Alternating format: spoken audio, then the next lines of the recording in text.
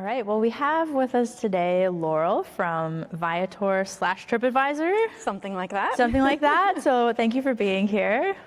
Thanks for having me. And the first thing I want to ask you, obviously, you have a new role, a new position with Viator. So can you tell us a little bit about that? Yeah, so for the last 5 or 7 years, I've led marketing for Viator, but as of last week, I'm kind of going back to where it all started, which was comms for Tripadvisor, and I am now Chief Communications Officer for Tripadvisor. So my role over the next few years, few months, few weeks is going to be telling the story of Tripadvisor in this next phase of its life, which, as we heard this week, is really about experiences and AI.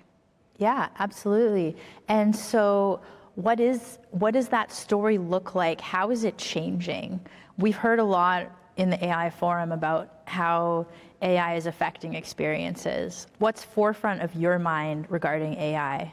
Well, having just been in the marketing seat for as long as I've been, the thing that I'm looking at the most right now is search. And I think we heard Brennan talk about this quite a bit, but it's coming. Search is changing very, very quickly. But what we're seeing right now is that where demand is clear in commercials, so the low funnel stuff that this entire industry depends on, that stuff is not yet shifting to AI surfaces. What we are seeing is that anything that's upper funnel, so discovery, imagination, considering what destination you're going to go to, starting to build your itinerary maybe 60, 90 days out, that is now all shifting towards the AI surfaces. And these travelers are just getting much better information than they used to. So they used to surf 10, 20, 30, 40 links. They'd spend their time across 100 sites. And now what we're finding is that when the journey starts there on the AI surfaces, by the time they get to us, they are ready to book, and they convert hard and they convert fast. So the upper funnel is really changing, but the lower funnel searches, they're not changing quickly yet. And that's, I presume, because Google has, the GDP of many medium-sized countries to protect there. It's such an enormous amount of money. And I think once they figure out how to monetize all of this and get an ad platform as powerful into the AI surfaces as they've got in legacy search, that's when we'll start to see things change. But there's, a lot of interest in making sure that ad platform and that search experience sort of take off at the same time. Right. And so as travelers are turning more and more to AI search, do they still need Viator? Oh, yes, absolutely. I mean, they need all of us, of course.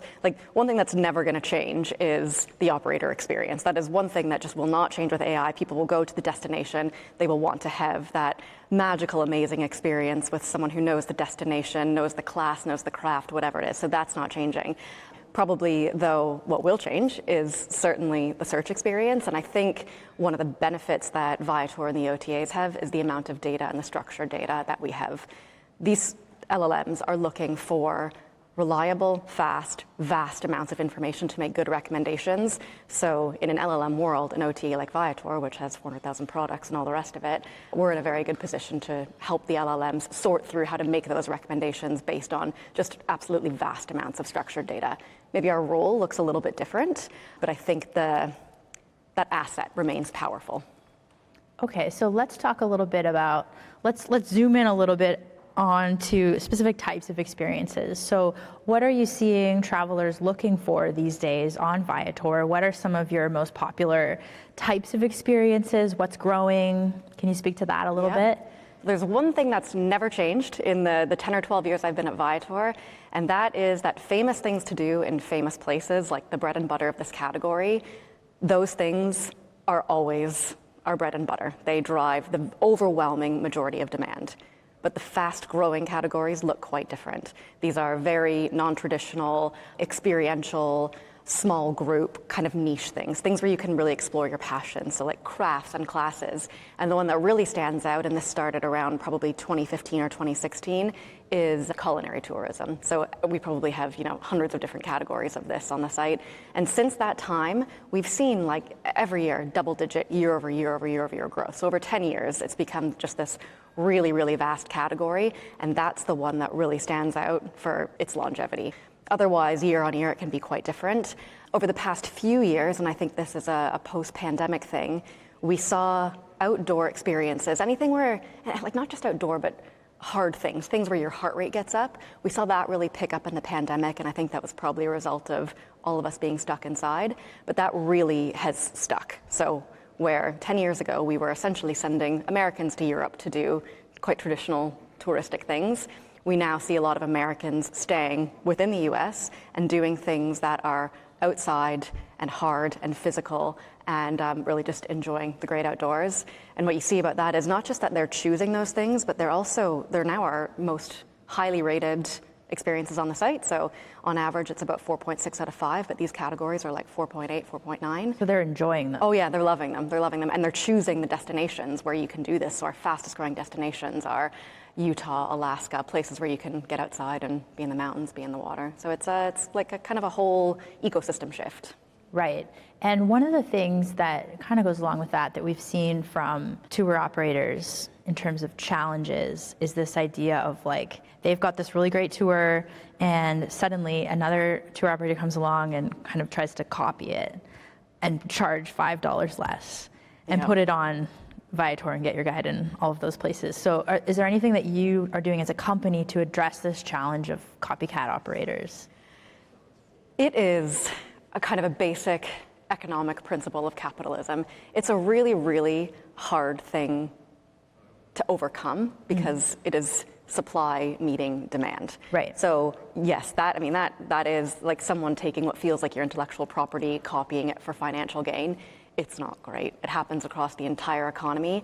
And I'd say the way that we protect against it is that we have built a platform that intends to reward performance. So pricing is one thing, certainly, like everyone, wants to save money and get great value.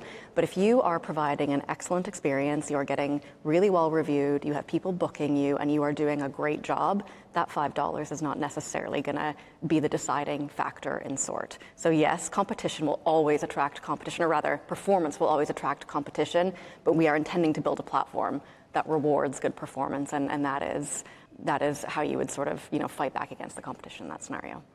Okay. And so from your position at Viator, and I mean, you mentioned you have access to a lot of data. What trends are you seeing for the industry as a whole? Like, where are we going? What are the biggest challenges we're facing? We've talked about some of them at Arival. We've talked about AI search overviews. The way that travelers are booking travel is changing. Yeah. So what's kind of on the horizon? What are you dealing with? What are your research teams dealing with?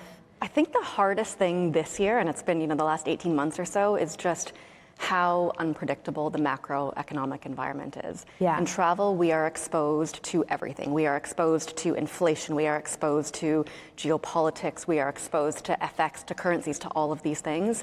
And there has just been this massive stew of difficulty for 18 months. And so it's really hard for us as a big business to predict what's going to happen and what that means for operators. They're working with much smaller worlds, and that they feel that impact even more. But yes, it's really hard to predict what's going to happen, and we see it show up and then we see it go away, and you're never quite sure what event is driving what. Like sometimes it's geopolitics, sometimes there's a couple of weeks where people are feeling really uncertain about the safety of the world, and then other times you'll see a dip right after a consumer sentiment report, and it's just as unpredictable as I can ever remember it, which makes it all quite difficult to plan for. But the one thing we are definitely seeing, which we focus on a US traveler, that the entire economy is feeling, is that consumers are being careful with how they spend right now. So value is very important, and we can no longer kind of rely on that post-pandemic flood that just meant as long as you were kind of like alive in there, you would collect business. We now all have to work quite a bit harder to make the numbers work.